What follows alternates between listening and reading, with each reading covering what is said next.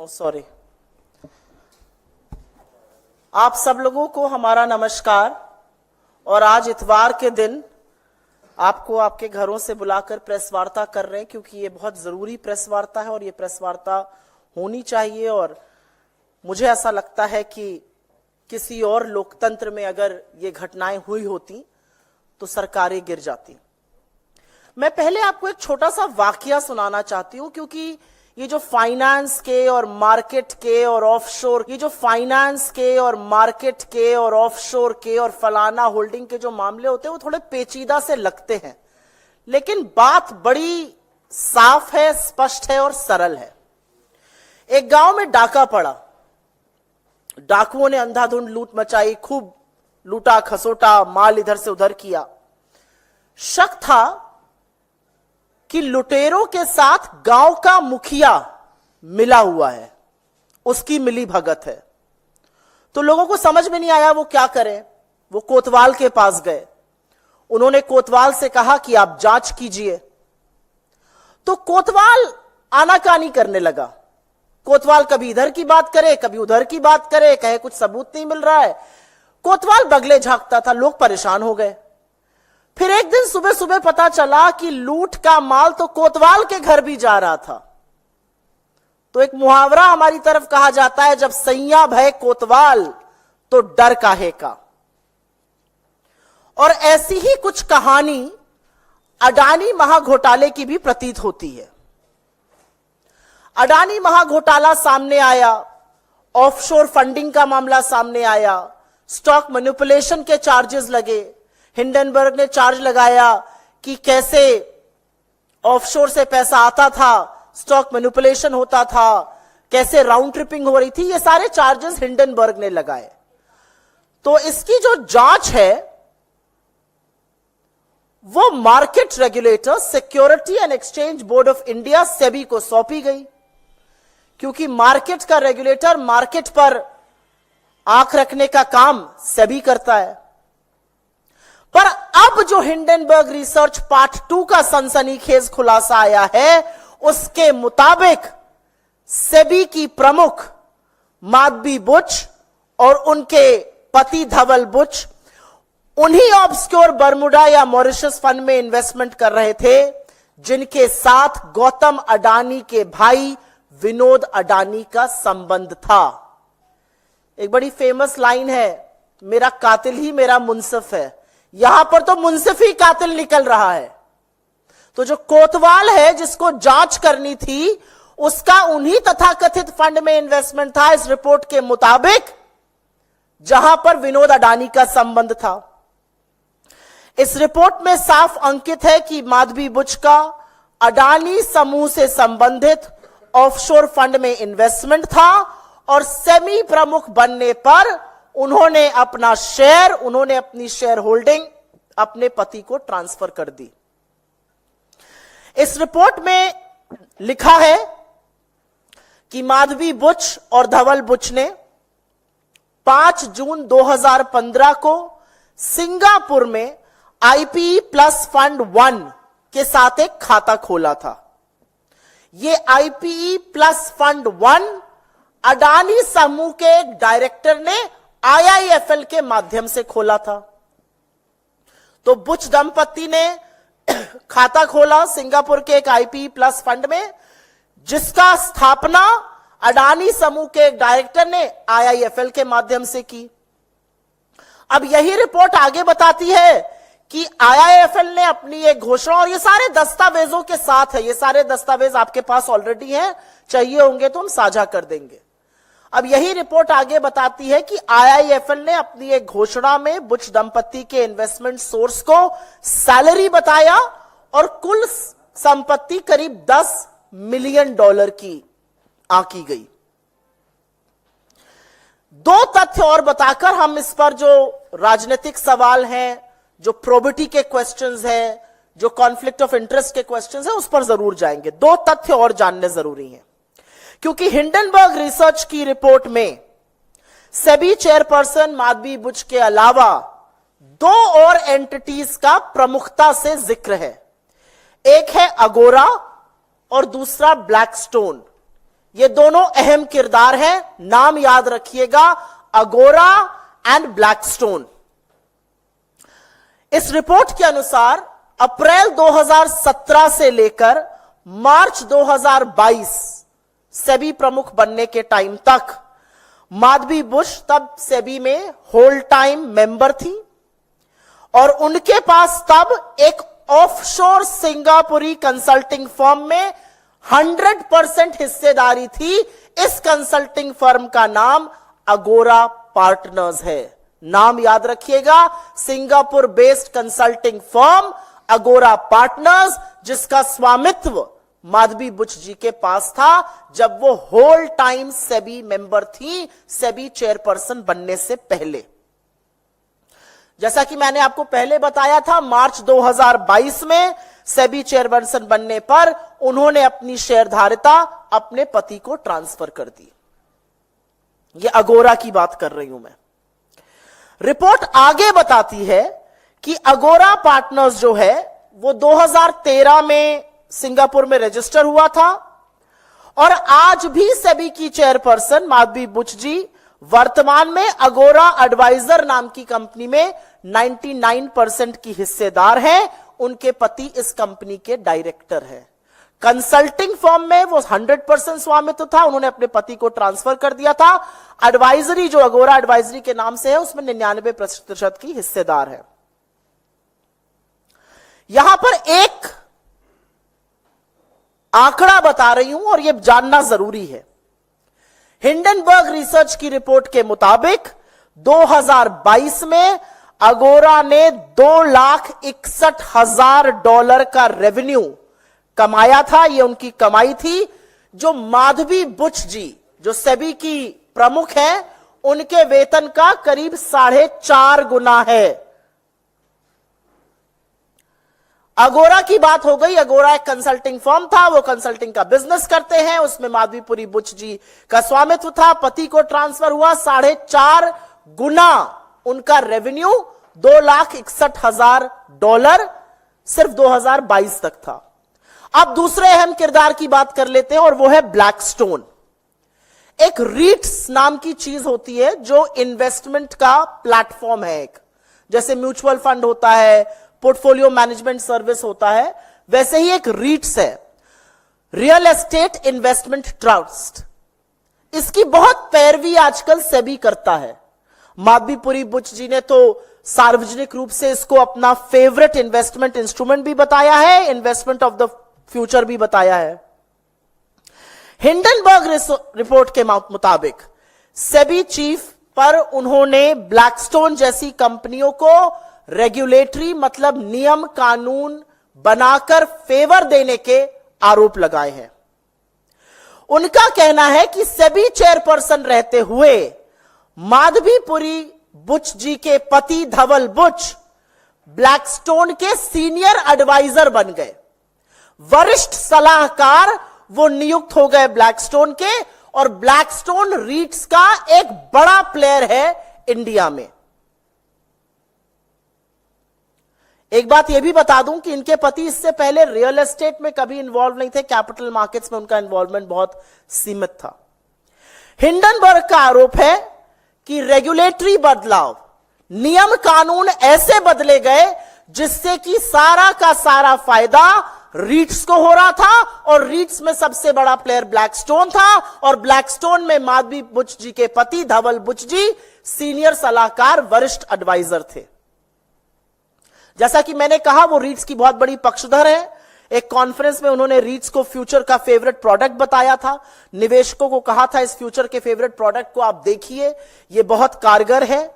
Hindenburg का आरोप है कि क्या माधवीपुरी बुश जी ने यह सब कहते हुए यह जिक्र किया था कि उनके पति ब्लैकस्टोन से संबंधित है, जो रीट्स का सबसे बड़ा खिलाड़ी है। और एक बात आपकी जानकारी के लिए बता दूं, 2 दिन पहले जब सरसरी तौर पर यह चर्चा हो रही थी कि हिंडनबर्ग रिसर्च की एक और खुलासे वाली रिपोर्ट आने वाली है, ब्लैकस्टोन ने एक बड़ा कदम उठाया। उन्होंने नेक्सस सिलेक्ट ट्रस्ट में 33 करोड़ यूनिट 4,550 करोड़ में बेचती है। आपदा से पहले ही यहां फायदा बनाया जा रहा था, सवाल यह भी उठेगा। तो अब एक स्वतः सवाल उठता है कि क्या अडानी महाघोटाले की जांच इसलिए नहीं हो रही थी क्योंकि जिसको जांच करनी थी इस रिपोर्ट के अनुसार, इस रिपोर्ट के मुताबिक वो कहीं ना कहीं उसमें संलग्न थी। उच्चतम न्यायालय बार बार निवेश की जानकारी मांगता था, सेबी बार बार इधर उधर बगले झांकता था। सेबी ने तो यह तक कह दिया था we have drawn a blank, हमें कुछ मिल ही नहीं रहा है। ये मिनिमम लेवल पर, at the absolute minimum level, ये पारदर्शिता के तार तार करता है। And at the absolute maximum level ये संभवतः सबसे बड़ी क्रिमिनल कंस्पिरेसी है। एक महाघोटाले की जांच करने वाले संलग्न, और खैर उनकी नियुक्ति करने वालों की अभी हम बात करते हैं। एक बात और साफ है कि इस पूरे खुलासे ने सेबी चीफ, इस देश की सरकार और इस देश के प्रधानमंत्री नरेंद्र मोदी की इंटेग्रिटी को तार तार करके रख दिया है। उनकी कोई इंटेग्रिटी नहीं बची है। उनकी साख, उनकी प्रतिष्ठा, उनकी कर्तव्यनिष्ठा पर जबरदस्त सवाल है। वो कटघरे के घेरे में आज खड़े हुए हैं और यह पूरा समझ में आता है कि परम मित्र को बचाने के लिए बड़ी साजिश रची गई है। यहां दाल में काला नहीं है, यहां पूरी की पूरी दाल ही काली है। और इससे पहले की बीजेपी, और वो कर रही है, नाम अडानी का आ रहा है, नाम सेबी का आ रहा है, नाम माधवी बुच का आ रहा है, नाम ब्लैकस्टोन का आ रहा है। बीजेपी को क्या तकलीफ है? वो काहे दंगल में, अखाड़े में उतरकर बचाव पे आ गए? ये कौन सा तिनका है? क्योंकि दाढ़ी में तिनका तो है और उसका खुलासा भी हम करेंगे। तो इससे पहले कि बीजेपी कहे कि हिंडनबर्ग रिसर्च जो है वो देश विरोधी है, वो अंतरराष्ट्रीय साजिश रच रही है देश के खिलाफ, यहां पर बताना जरूरी है कि लोकतंत्र में सरकार को जवाबदेह बनाने के लिए, ईमानदार बनाने के लिए और सुनिश्चित करने के लिए कि देश के कानून का पालन हो, इसके लिए विपक्ष प्रतिबद्ध है। पिछले 10 सालों में इस देश के कानून अप्रत्याशित तरीके से देश के दलितों पर, आदिवासियों पर, पिछड़ों पर, माइनॉरिटीज पर, ऑपोजिशन पर लगे हैं, लेकिन धन्ना सेठों पर, रसूख वाले लोगों पर, सत्ताधीशों पर इन कानून का कोई इंपैक्ट नहीं है, कोई इफेक्ट नहीं है। और इसलिए कुछ बहुत जरूरी सवाल है। सवाल सबसे पहले सेबी चीफ माधवी बुच जी से है। पहला सवाल यह है कि क्या आपने 2015 में ग्लोबल डेवलपमेंट अपॉर्चुनिटी फंड का हिस्सा बनकर IPE प्लस फंड 1 में निवेश किया था, जो गौतम अडानी के भाई विनोद अडानी से भी संबंधित है? दूसरा सवाल, जब आप सेबी की पूर्णकालिक सदस्य थी तो क्या आपने IPE प्लस में अपने निवेश को, अपनी शेयर होल्डिंग को सेबी के सामने उसका खुलासा किया था, उसका डिस्क्लोजर किया था या नहीं किया था? क्या आप यह बता पाएंगी कि अडानी एंटरप्राइजेज और उनके पूर्व निर्देशक Anil Ahuja IPE plus fund से किस तरह से संबंधित थे? उन्होंने IIFL के साथ इस फंड की स्थापना कैसे की थी? क्या आप यह बता पाएंगी कि जब आप सेबी की पूर्णकालिक निदेशक थीं तो क्या आपने सिंगापुर में एगोरा पार्टनर्स या भारत में एगोरा पार्टनर्स में हिस्सेदारी, शेयर आपके थे या नहीं थे? क्या आपने इसका डिस्क्लोजर सेबी को किया था? क्या आपने इस शेयर होल्डिंग के माध्यम से पैसा कमाया है? क्या आपकी रेवेन्यू स्ट्रीम आई है? किन संस्थाओं ने इस कंसल्टिंग फर्म एगोरा को बिजनेस दिया? क्या आप ये बता सकती हैं? क्योंकि एक वक्त में आपके पास पूरा इसका स्वामित्व था रिपोर्ट के अनुसार। क्या आपने 2022 में एगोरा में अपना स्वामित्व, अपनी शेयर होल्डिंग अपने पति को ट्रांसफर की थी, जैसा कि यह रिपोर्ट कह रही है? वो कौन सी संस्थाएं हैं जो आज भी एगोरा को कंसल्टिंग फर्म, कंसल्टिंग का बिजनेस दे रही हैं? वो भारत की कौन सी कंपनीज हैं? क्योंकि सेबी चीफ रहते हुए यह डिस्क्लोजर करना भी जरूरी है। क्या आपने सेबी को सूचित किया था कि आपके पति ब्लैकस्टोन से अब संबंधित है, जो रीट्स में एक बहुत बड़ा खिलाड़ी है? आपने या सेबी के किसी समूह ने या सेबी की किसी मीटिंग ने ब्लैकस्टोन से अकेले, अडानी ग्रुप से अकेले या किसी ऐसी कंपनीज के साथ मीटिंग की है जिनका ब्लैकस्टोन और अडानी से लेना देना है? सुप्रीम कोर्ट को सेबी ने कहा हमारे हाथ कुछ नहीं लगा, वी ड्रू अ ब्लैंक। क्या आपने कोर्ट द्वारा स्थापित समिति और इस देश के सर्वोच्च कोर्ट को यह बताया था कि जिन फंडों की जांच आपको सौंपी गई है उनमें से कुछ तथाकथित तौर पर इस रिपोर्ट के मुताबिक वो फंड थे जिनमें आपकी हिस्सेदारी, आपकी शेयर होल्डिंग थी? क्या आपने इसका खुलासा सुप्रीम कोर्ट गठित समिति या खुद सुप्रीम कोर्ट के सामने किया था? और एक सबसे बड़ा सवाल, अगर ऐसा था, अगर आपकी शेयर होल्डिंग थी, और उनका स्टेटमेंट कहता है मेरी शेयर होल्डिंग थी जो मैंने ट्रांसफर कर दी थी, तो आपने अपने आप को इस जांच से क्यों नहीं रिक्यूज किया? Caesar's wife has to be above suspicion. आप कैसे उन फंड की जांच करती रही, अगर करती रही, जिनमें आपका कभी निवेश था, आपके पति उसे संलग्न है? यह कैसे हो सकता है? आपने अपने आप को इस जांच से अलग क्यों नहीं किया, अगर नहीं किया? और क्या इतने गंभीर आरोपों से घिरे रहने के बाद आप सेबी के पद पर, सेबी के सर्वोच्च पद पर, इस देश की शेयर मार्केट की रेगुलेटर बनी रह सकती हैं, या आपको तत्काल प्रभाव से बर्खास्त कर देना चाहिए? यह सवाल सेबी चीफ से है। लेकिन अब सवाल सरकार से है। क्या प्रधानमंत्री नरेंद्र मोदी के संरक्षण के बगैर यह जो तथाकथित मिलीभगत है अडानी और सेबी की, यह हो सकती थी? इस सवाल का जवाब सरकार को देना पड़ेगा। क्या सरकार के सामने यह तथ्य थे कि आपकी सेबी चीफ, जिसको आपने सेबी चीफ अपॉइंट किया है, जिस समूह की वो जांच कर रही है, उस समूह में तथाकथित तौर पर उसके इन्वेस्टमेंट्स थे? क्या यह बिना नरेंद्र मोदी की जानकारी के, बिना उनके संरक्षण के संभव है? क्या नरेंद्र मोदी अपनी मार्केट रेगुलेटर के इतने बड़े घपलाबाजी में संलग्न आरोप पर अब अपनी चुप्पी बरकरार रख सकते हैं, या उनको बोलना चाहिए?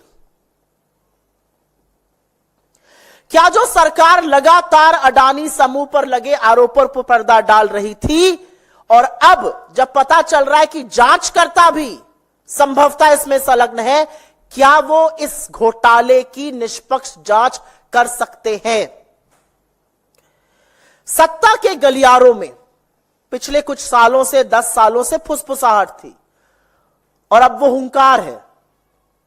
और फुसफुसाहट ये थी कि सरकारी अफसरों, रेगुलेटर्स, संभवतः न्यायपालिका के चयन में, नियुक्ति में गौतम अडानी का बढ़ता हुआ भयंकर वर्चस्व है। तो सवाल यह है कि क्या गौतम अडानी की भूमिका थी माधवी बुच जी को सेबी चीफ अपॉइंट कराने की? आखिर पिछले 10 सालों में अडानी जी इतने शक्तिशाली कैसे हो गए? सवाल यह है कि शेयर मार्केट के रेगुलेटर ने अपनी विश्वसनीयता खो दी है, तो अब छोटे छोटे इन्वेस्टर की सुरक्षा कौन करेगा? सवाल यह है कि इतने गंभीर आरोपों के बाद अगर कल और संभवतः ऐसा होगा, मार्केट गिरता है, तो लाखों करोड़ों का जो स्वाहा होगा छोटे इन्वेस्टर का, उसके जिम्मेदार प्रधानमंत्री मोदी, गौतम अडानी और सेबी प्रमुख माधवी बुच क्यों नहीं कहे जाएंगे? सवाल यह है कि हम अपने आप को विश्व गुरु कहते हैं, लेकिन इतना बड़ा कलंक हमारे मार्केट रेगुलेटर पे, 3 से 4 ट्रिलियन डॉलर का पैसा लगा हुआ है हमारे मार्केट में। हम किस तरह से डोमेस्टिक या फॉरेन इन्वेस्टर को आज ये विश्वास दिला सकते हैं कि हमारे यहां रूल ऑफ लॉ है, जब सबसे ऊंचे पद पर बैठा हुआ मार्केट स्वामी, मार्केट को रेगुलेट करने वाले व्यक्ति के ऊपर इतने गंभीर आक्षेप है। एक बहुत बड़ा सवाल, यह पूरा मामला सुप्रीम कोर्ट पहुंचा था। सुप्रीम कोर्ट ने समिति गठित करी थी, उस समिति ने जांच करी थी। आज सवाल यह है कि क्या उस समिति के सामने, क्या उच्चतम न्यायालय के सामने, the highest constitutional court of the country, Hindenburg research में जो चौंकाने वाले आक्षेप, जो चौंकाने वाले तथ्य, जो चौंकाने वाले आरोप, जो गंभीर आरोप सामने आए हैं, जो कॉन्फ्लिक्ट ऑफ इंटरेस्ट सामने आया है, जो शेयरों का स्वामित्व सामने आया है, क्या इसके बारे में सुप्रीम कोर्ट को अवगत कराया गया था या सुप्रीम कोर्ट को भी बाकी देश की तरह अंधेरे में रखा गया? असलियत यह है कि यह हमारे संस्थानों की विश्वसनीयता पर बहुत बड़ा सवाल उठाता है, और असलियत यह भी है कि इतने गंभीर आक्षेप लगने के बाद हम उच्चतम न्यायालय से, the highest court in the country, the highest constitutional court in the country से अपील करते हैं कि वो स्वतः संज्ञान लें, इस मामले की जांच करें, क्योंकि ये भारत की फाइनेंशियल व्यवस्था पर सवाल खड़े कर रहा है। असलियत यह है कि इस महाघोटाले की जांच सिर्फ और सिर्फ जेपीसी से हो सकती है, जिसका गठन नरेंद्र मोदी करने से डरते हैं। लेकिन कब तक डरिएगा आप और कब तक बचाइएगा अडानी को, क्योंकि महाघोटाला इतना बड़ा है, उसके डंक इतनी दूर दूर तक फैले हुए हैं कि अंततोगत्वा एक ना एक दिन आप लोग पकड़े जाएंगे। लेकिन तत्काल प्रभाव से सेबी चीफ को उनके पद से हटाना पड़ेगा, अन्यथा सरकार की विश्वसनीयता, मार्केट की विश्वसनीयता, मार्केट रेगुलेटर की विश्वसनीयता पर बहुत बड़ा सवाल है। और सबसे बड़ा कहर छोटे छोटे जो निवेशक हैं वो उन पर बरपेगा जब इसका नेगेटिव प्रभाव हमारे मार्केट पे पड़ेगा। आई थिंक मैंने मोटे तौर पर हिंदी में जो बोलना था बोल दिया है, बट मैं अंग्रेजी में सिर्फ 2 मिनट में थोड़ी सी बातें कहना चाहती हूं। There are absolutely serious allegations that have been raised in the Hindenburg Research report on the role of the market regulator, on the shareholding of Madhvi Buch and her husband, on how allegedly she was investing in funds which were connected, offshore funds which were connected to Gautam Adani's brother Vinod Adani. There is an entire series of events that the Hindenburg Research outlines. One Agora consulting firm has come to fore, how she owned that firm, that got a lot of business in India, how she, when she became a SEBI chief, she transferred the ownership to her husband. Blackstone, where her husband is a senior advisor, it's a big player in REITs. She talks about REITs. So the conflict of interest from her investment in offshore funds, according to the report, her consulting firm Agora, according to the report Blackstone, the conflict of interest is so huge and so glaring that nobody can turn a blind eye anymore. And which is why questions will be raised on should Madhvi Puri Buch continue as India's market regulator. In one stroke, this research report completely undermines the credibility of the regulator. It tears to pieces the integrity of India's Prime Minister. It tears to pieces how Caesar's wife should be above suspicion. There are various questions that we have of India's regulator. There are also various questions that we have of the government. Did she invest in the IPE Plus Fund 1 in 2015, a fund that was connected to Vinod Adani? When did she cease to have a stake there?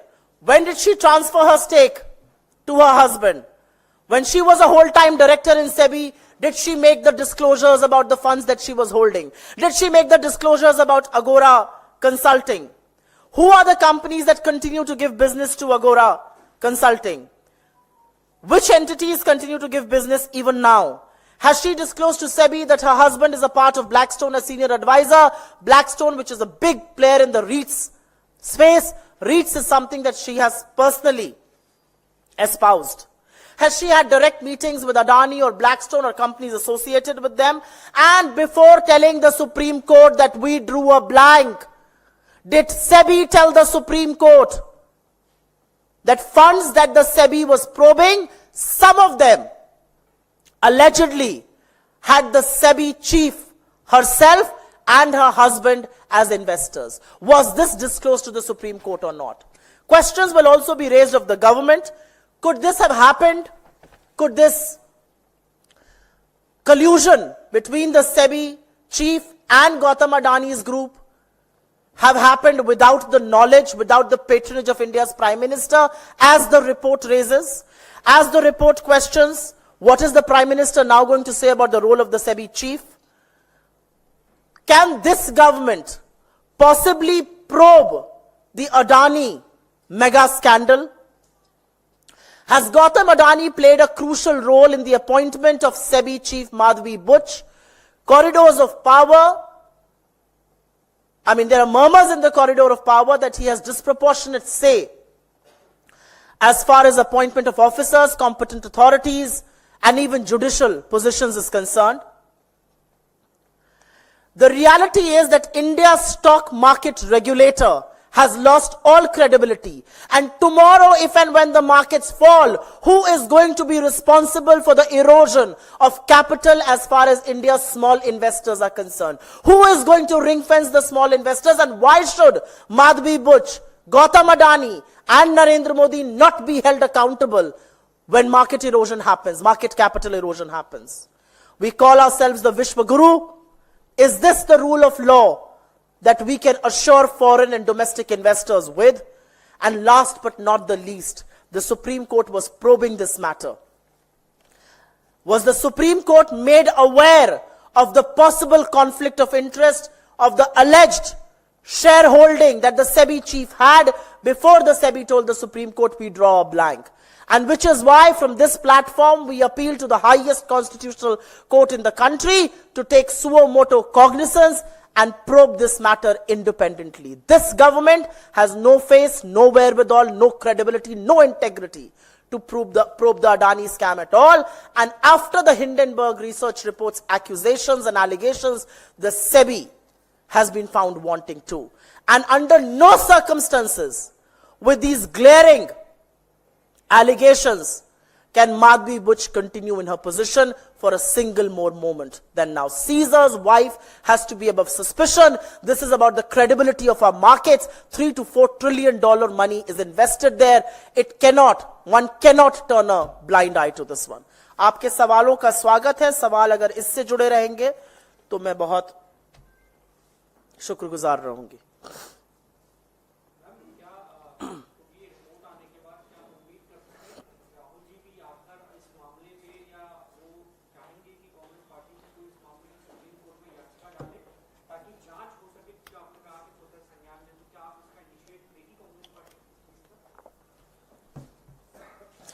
Rahul ji एक अकेले व्यक्ति हैं जिन्होंने लगातार अडानी महाघोटाले पर सवाल उठाए हैं, विपक्ष ने भी उठाए हैं, और उन्होंने लगातार सवाल पूछा है ये 20,000 करोड़ रुपए किसके हैं और अडानी और मोदी का रिश्ता क्या कहलाता है.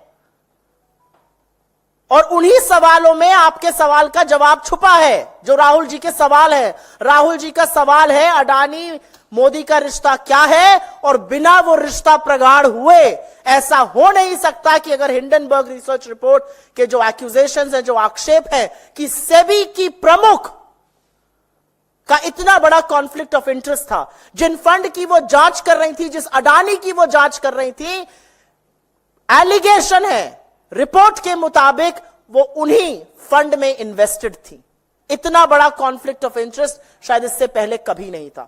मेरा अपना मानना है कि इतने बड़े घोटाले के बाद, और आपका जो सवाल का दूसरा हिस्सा है सुप्रीम कोर्ट से संबंधित, मैं यहां यह जरूर कहना चाहती हूं और पुरजोर तरीके से कहना चाहती हूं कि क्या इस देश के उच्चतम न्यायालय को अंधेरे में रखा गया?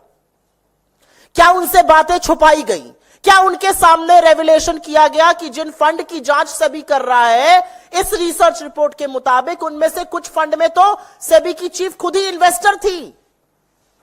तो यह जबरदस्त कॉन्फ्लिक्ट ऑफ इंटरेस्ट क्या कोर्ट को बताया गया? और अगर नहीं बताया गया तो हमारी अपील है कि सुप्रीम कोर्ट ऑफ इंडिया, देश का उच्चतम न्यायालय, इस मामले का पुनः संज्ञान ले, स्वतः संज्ञान ले और इसकी जांच करे, क्योंकि यह कोर्ट को बरगलाने का भी एक बहुत बड़ा मामला है। जी,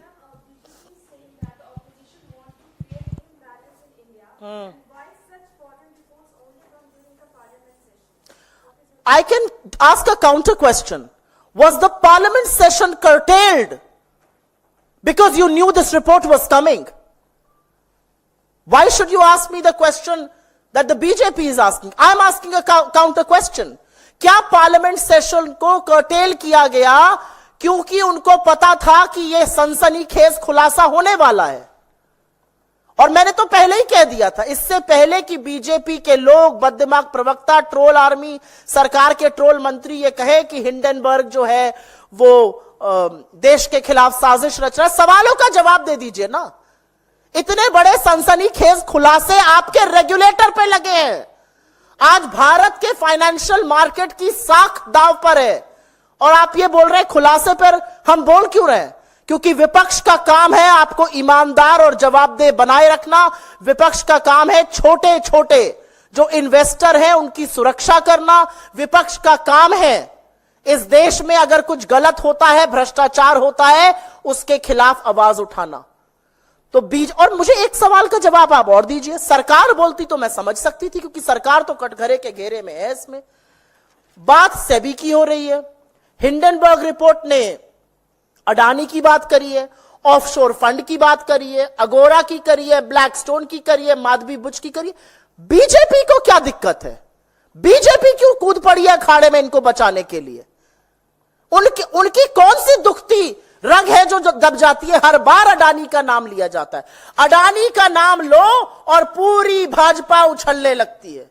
यह संसद में भी होता है, यह सड़क में भी होता है, यह रिपोर्ट आ जाए, न्यूज़पेपर में आ जाए, मतलब ऐसी रग दबती है, अडानी का नाम लेते ही 10-10 फीट उछलने लगते हैं सब लोग। क्यों ऐसा होता है भाई? जांच करिए ना। सुप्रिया जी, एक सवाल यह है कि इस आरोप के बाद अडानी की ओर से भी बयान आया है, अडानी ग्रुप ऑफ कंपनीज की ओर से। उन्होंने ये कहा है कि ये दुर्भाग्यपूर्ण है, इसमें कोई सच्चाई नहीं है। क्या जवाब देंगे उनको आप? तो आप क्या एक्सपेक्ट कर रहे थे वो क्या कहेंगे? यही कहेंगे सच्चाई नहीं है। हिंडनबर्ग रिसर्च की जो रिपोर्ट है, मैंने जो भी बोला है वो हिंडनबर्ग रिसर्च की रिपोर्ट को कोट किया है। हम ये प्रेस कॉन्फ्रेंस सुबह 10 बजे भी कर सकते थे, हम कल शाम को भी कर सकते थे, लेकिन हमने वक्त लिया, हमने उनके डॉक्यूमेंट्स देखे और बहुत डिटेल में जाकर उन्होंने ये रिपोर्ट प्लान करी है। माधवी पुच जी ने भले ना बताया हो कि उनके पति ब्लैकस्टोन में सीनियर एडवाइजर है, लेकिन लिंक्डइन पर है और उन्होंने हर चीज खंगाली है, हर चीज की तफ्तीश करी और वहां से बनाई है। तो मेरा अपना मानना है कि अगर ऐसा है तो सू करिए ना हिंडनबर्ग को, लड़िए उनके खिलाफ केस, बताइएगा उच्चतम न्यायालय को कि क्या यह आरोप गलत है या सही है। वो तो कहेंगे ही ये गलत है, वो थोड़ी कहेंगे हाँ बिल्कुल आरोप सही है और हम महाघोटाले के अहम किरदार हैं, उसमें सेबी के साथ हमारी मिली भगत है और ये सारी चीजें प्रधानमंत्री मोदी की आंखों के नीचे, उनकी देखरेख में, उनके संरक्षण में हो रही हैं। ये तो नहीं कहेंगे वो।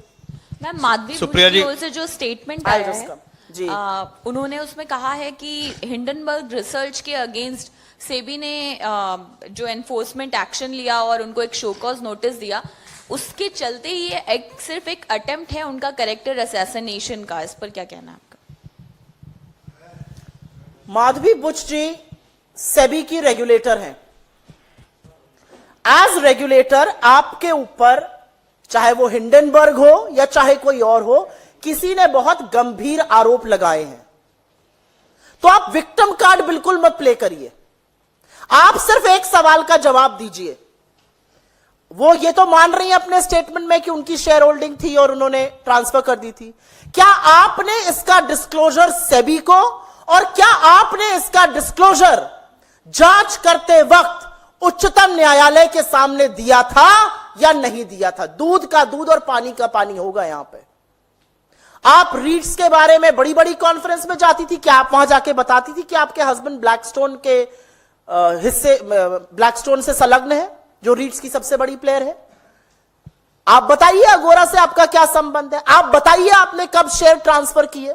आप बताइए कि क्या आपका आईएएस आईपीई प्लस फंड में इन्वेस्टमेंट था कि नहीं था? जब आरोप लगता है तो यह कह देना क्योंकि हम जांच करते। चलिए मान लेते हैं आप जांच कर रही थी, आपके ऊपर आरोप लग गया। क्या आपने, जब आप मान रही हैं कि आपके पास शेयर थे, क्या आपने इस बात का खुलासा उच्चतम न्यायालय के सामने किया या नहीं किया? आपने अपने आप को रिक्यूज क्यों नहीं किया? आपने क्यों नहीं यह कहा कि क्योंकि मेरी शेयर होल्डिंग थी इस ग्रुप में या इस ग्रुप से संबंधित किसी चीज में जो कि रिपोर्ट कहती है, मैं जांच नहीं करूंगी? Should Caesar's wife be above suspicion or not? Should India's market regulator be above board, above suspicion or not is the question.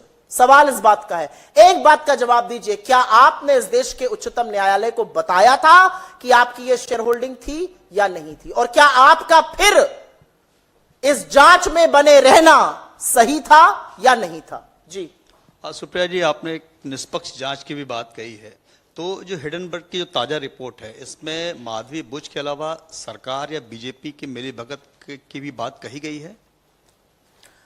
सरकार की मिलीभगत की बात का सवाल इसलिए उठता है, सरकार एक मार्केट रेगुलेटर अपॉइंट करती है, आप तमाम बैकग्राउंड चेक्स करते हैं, आप तमाम डिस्क्लोजर्स देखते हैं।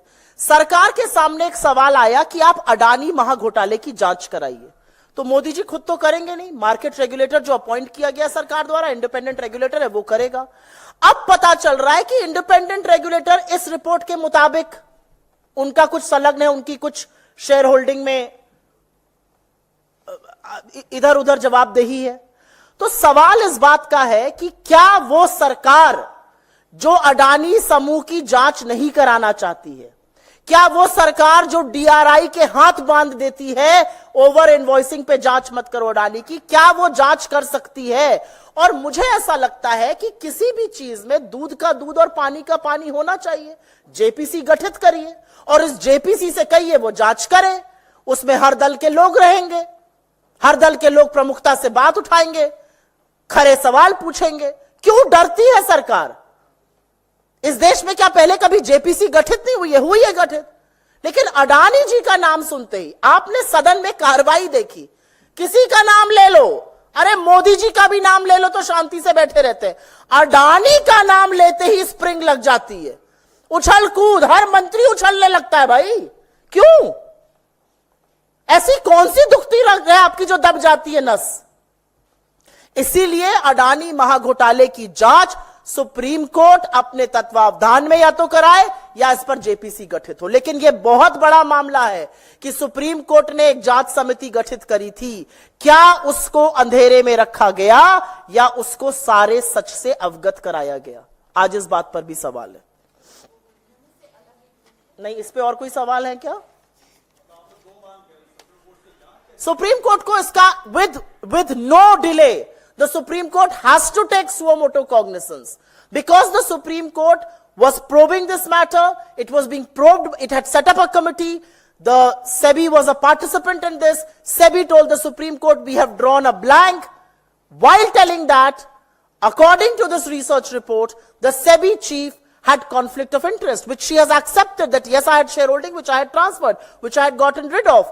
Did she make that disclosure to SEBI and did she make that disclosure to the Supreme Court of India? ये तो मतलब दूध का दूध और पानी के पानी की बात है। जी, इस पर और कोई सवाल? हाँ बताइए। मैं वैसे इसी पर रखना चाह रही थी। बांग्लादेश से जुड़ा हुआ है, वहां की सेना ने मैं चाहती हूं कि आप प्रेस कॉन्फ्रेंस आज इसी पे रखिए, ये बहुत बड़ा मुद्दा है, एक विशेष प्रेस कॉन्फ्रेंस कर रहे हैं, आपको घरों से हमने संडे को बुलाया है, तो इससे हम इधर उधर ना हो तो वो अच्छा रहेगा। बहुत शुक्रिया आपका।